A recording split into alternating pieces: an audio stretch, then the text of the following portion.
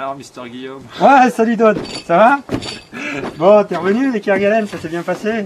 Nickel. Ouais, t'es toujours sur un projet. Alors, tu vas où exactement le Tour des Hautes-Alpes ce printemps? Voilà. Et ça s'inscrit dans quelle dynamique par rapport à tous tes anciens projets, ce nouveau défi? Bah, c'est un contraste qui est extraordinaire entre l'aventure lointaine, les Kerguelen, domaine d'exploration, et l'aventure proche, le renouveau de l'alpinisme en Europe. Oui, en fait, tu as fait le tour du monde, mais tu n'as pas fait le tour de la question. Il te reste encore plein de choses à explorer. Voilà, c'est vrai qu'on se pose toujours la question de savoir ce qu'on peut faire à notre porte, et puis en fait, on découvre des chemins complètement inédits. C'est le cadre de l'arête aux Alpines, où justement, tu as un chemin qui est tracé sur une carte, et que quelque part, jamais personne n'a suivi, et que quelque part, ce tracé sur la carte s'avère être un hymne à la nature, un hymne aux Hautes-Alpes. Personne n'a eu l'idée de faire ce tour des Hautes-Alpes avant? Alors personne n'a eu l'idée de faire ce tour des Hautes-Alpes, mais c'est vrai que dans l'histoire de la montagne, il faut quand même rendre à César ce qui est à César. Il y a eu deux jeunes qui ont quand même fait un beau projet qui s'appelle l'Arête valaisanne, et ils avaient suivi les limites du canton du Valais, donc on s'inscrit aussi un peu quelque part dans cette lignée. D'accord, et un petit peu peut-être dans la lignée de ce qu'avait fait Yvan Estienne, Audoubert il y a 25 ans? Voilà aussi, parce que c'est vrai que on se rend compte que l'alpinisme, où on connaît surtout voilà, les parois, les faces, mais que les parcours d'arête, c'est quelque chose qui n'est pas du tout commun.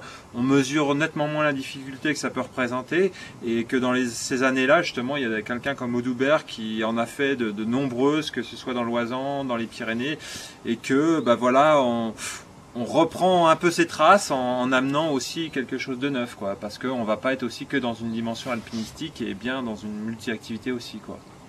Ouais, et en fait, quand on nous demande de parler du projet, on évoque souvent, on dit on fait le tour des Hautes-Alpes, mais en fait, il y a de la rigueur un petit peu dans ce tour des Hautes-Alpes, hein, par rapport à la limite du département, aux crêtes. Explique-nous un petit peu. Alors c'est vrai que l'idéal étant de suivre la limite géographique des Hautes-Alpes, donc effectivement d'être au plus près des crêtes, mais je crois qu'on va être aussi dans tout voyage, comme dans tout voyage, dans une adaptation, et qu'à partir du moment où tu t'adaptes, tu te rends compte qu'il y a des endroits où il y a des passages qui naturellement vont nous appeler à être un peu déviés de l'arête ou un peu déviés de la limite géographique, mais que ça va être un peu notre leitmotiv de s'en tenir le plus près possible.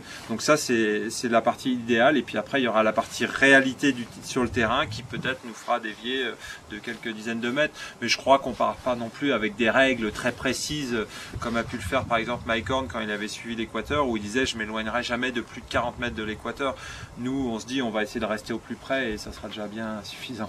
Et c'est le terrain qui va dicter un petit peu. Voilà, c'est vraiment je crois qu'il faut rester dans quelque chose de logique, qui ne soit pas tiré par les cheveux et qui reste complètement fluide, complètement naturel. Donc c'est vrai que quand il y aura un petit couloir peut-être à 10 mètres de l'arête, on aura peut-être plus envie de l'emprunter que de passer un passage très difficile juste au-dessus de nos têtes.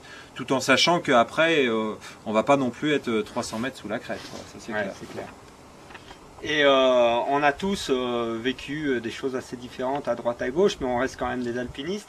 Et pour toi qui as fait tellement de choses par-delà le monde, mais en t'accrochant toujours à des prises de cailloux ou de glace, ça a un côté défi intéressant de découvrir plein de nouvelles activités, une ouverture vers d'autres horizons que de faire des sports d'eau ou... Ouais, alors c'est une ouverture bien entendu vers d'autres horizons, tout en sachant qu'il est évident que pour nous trois, c'est un peu le domaine de prédilection. C'est vrai que c'est la haute montagne, c'est l'alpinisme, et je crois que dans ce tour, on n'a pas non plus la prétention de devenir d'excellents parapentistes ou d'excellents kayakistes, et qu'on va aussi s'entourer de gens qui vont avoir les compétences requises, quoi. Et c'est aussi pour ça que finalement le tour du département, il y a la petite cordée de 3 bonhommes qui sont là-haut, mais je crois que dans l'imaginaire, dans la réalité, cette cordée elle sera beaucoup plus longue, parce que justement il y aura aussi des gens qui seront très forts parapentistes qui vont venir nous rejoindre, il y aura des gens qui vont venir nous intercepter régulièrement, et qui rendront finalement, tout ce pool de gens va rendre possible aussi ce tour, quoi, hein, faut pas le perdre de vue.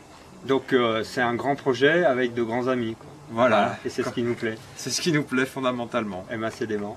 Bon. Il n'y a plus qu'à. Il n'y a plus qu'à. Allez, en voiture. Enfin, en voiture. À pied. À pied, ouais.